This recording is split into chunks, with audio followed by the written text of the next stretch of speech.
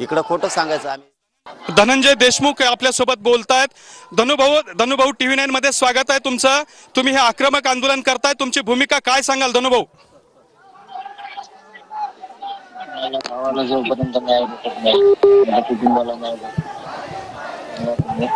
थोडं जोरात। आणि माझ्या किती चांगलपणाचा फायदा कोण घेईल मी स्पष्टीकरण देणार आहे। चांगलं राहिल्याचा जर असा उपयोग करून घेत असले सगळे तर मग उपयोगच काय राहणार।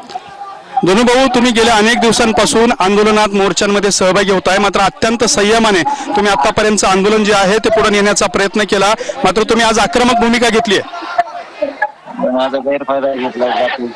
मी भावाला न्याय मागतोय, भीक मागतोय न्यायाची। ठराविक आरोपी घेतले जाते।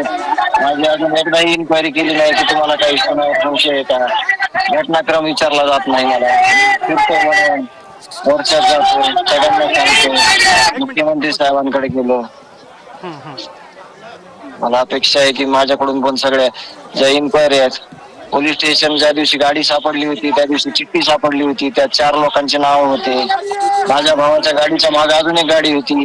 कुठलीही माहिती कुणीही बाहेर अजून दिली नाही किंवा पोलीस स्टेशनचे जे अधिकारी आहेत त्यांनी 3 दिवसातच तपास लगेच CID कडे दिला। पण दिलेला तपास योग्य आहे का, आम्हाला काय विचारलं नाही की असा तपास आहे, तुम्हाला याच्यात काही ऍडिशनल करायचंय का, काही कोणाला आहे का, कसा विश्वास ठेवायचा आम्ही।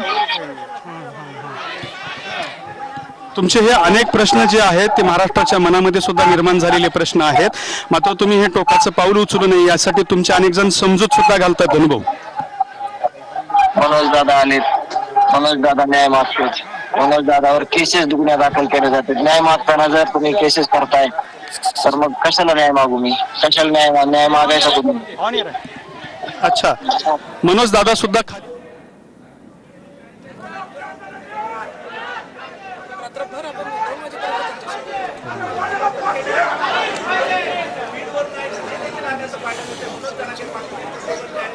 आणि आता मी त्यांची फोनवर सुद्धा बोलणी करून देत होतो। IG सर बाहेर आहेत, त्यांनी उद्याची वेळ दिलेली आहे, ते पण त्यांना सांगितलंय आपण। आणि त्यांच्या सगळ्या गोष्टी आपण त्यांच्या नोंद घेतलेली आहे, त्याची सगळं आपल्याला आधी ते महत्त्वाचं आहे बाबा, आधी खाली आहे बाकी।